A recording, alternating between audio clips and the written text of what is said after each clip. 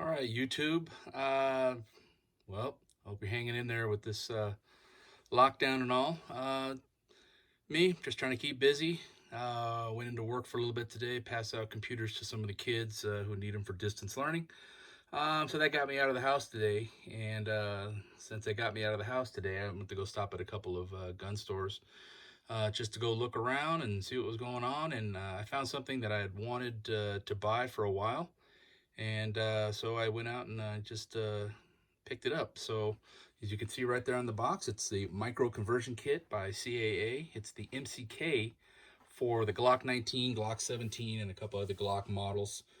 Of course, this is my Glock 19 that I picked up for a killer price. I can't believe I got it. Brand new, unfired. I still haven't fired it yet. The only upgrade I made was the front optical sight right there. Go ahead and clear it. All right, it's all clear. I picked this up for a super price. You know, you can't even find them this cheap. It's a Gen 4, and I won't even want to, tell you the price because it was so low. I can't believe the guy was selling it, but he was trying to raise some funds for something else. But I picked it up off him. I was the first one to respond, and now it's mine. But let's go ahead and talk about what's in the box. All right, so MCA, no fancy, graphics or anything. All you get is your plastic bag. The only other accessory you get with it is an Allen wrench, and probably got about 1,000 of those. You do get some literature that comes with it. Just go ahead and move that out of the way.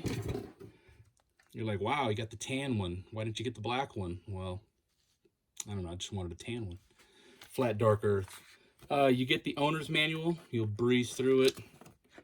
It'll show you for the specific pieces that you're going to put in there, whether it's a Glock 17 or Glock 19. You have to put the screws in a certain spot. Mine came set up for a Glock 19 already, no problem. These instructions will show you how to install the Glock, how it locks in, etc. You've probably seen a few of these videos. Then you got some accessories. The one thing that I'm kind of disappointed about is the flashlight. The flashlight that they show here goes for 68 bucks. And unless I could find one used, I don't think I want to pay $68 for a flashlight that's 500 lumens.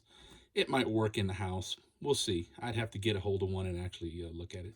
But you can get aftermarket parts, thumb rest, pop-up backup sights, etc. So those are some of the things right there. I'll see if I could find something online tonight. Okay, then you have cleaning your handguns. All right, it's got some information right there. You can go ahead and browse over that, once you get yours. Go ahead and put that away.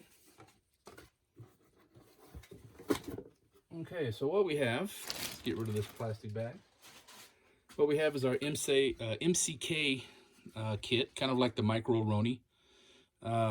Similar, but it's got a few different features. We'll just go ahead and breeze over this.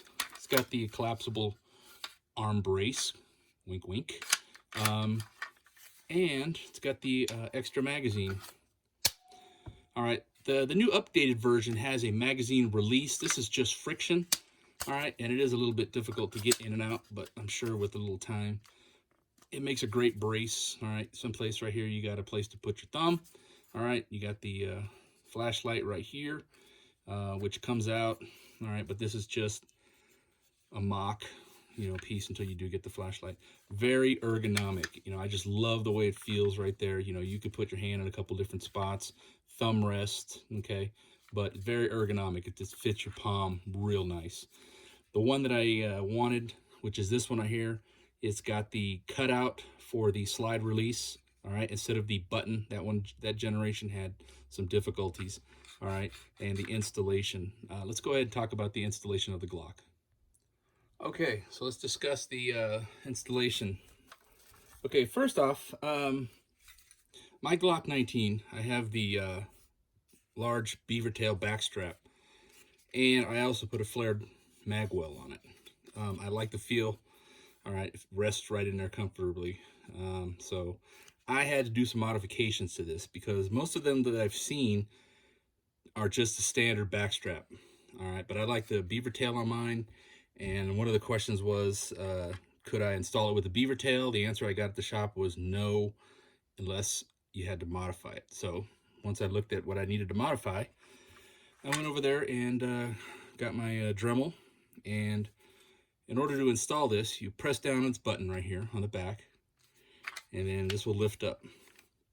Now what I had to do was Dremel out, all right, this area right in here to allow the beaver tail, because once that is installed, the beaver tail hooks in there and sits in there, all right, as opposed to not allowing me to lock it fully, okay, and then this would continuously fall down. All right, so I did modify that. That's just one of the things I did. Yeah, it looks kind of grody, but yeah, it works. All right, anybody still use that word grody? All right, but the plastic's pretty soft, or the polymer. Just don't want to burn through it and screw it up. But from the exterior, you're not going to see it. Okay, in the Roni, you're going to have a series of small lines, which also match the serrations in the back right here. All right, so you need to line those up, and it'll pop right in. And that's pretty much it. Once you got to get a good look down, go ahead and pop that in there. I'm going to go ahead and eyeball those serrations. And all right, you're going to see it slide in there just like that. Here we go. You can hear it lock positively in there. All right. And once you go ahead and lock this down, there you go. Now it's locked in. All right. You can charge it. All right. I had to modify that and keep grinding it down until it took the pressure off of the back slide, because it would lock up and let it release slowly. So I knew that I wasn't doing it enough. All right, so you're going to see that there's a little orange in here that lets it know it's locked in there. And there you go, it's locked in. All right, charge it with the magazine in. All right, it's going to stay on or stay open, and use your thumb release. There you go. You have to get kind of used to that. But the other one had a small button that was supposed to catch that. Apparently it didn't work. All right, got that. Feels nice right here. Folding stock. All right, that will lock into place. All right, that's my Roni. Well, not my Roni, but it's my MCK. I'm trying to go out to the woods this week to shoot it. We'll get some more video on that. But that is just one of the things that I wanted to show you guys that I got. Glock 19, Glock 17 model, upgrade with a flashlight. I plan on putting a red dot scope on it, and I got a riser, so I'll go ahead and install that, and we'll show what that looks like and finish up this video.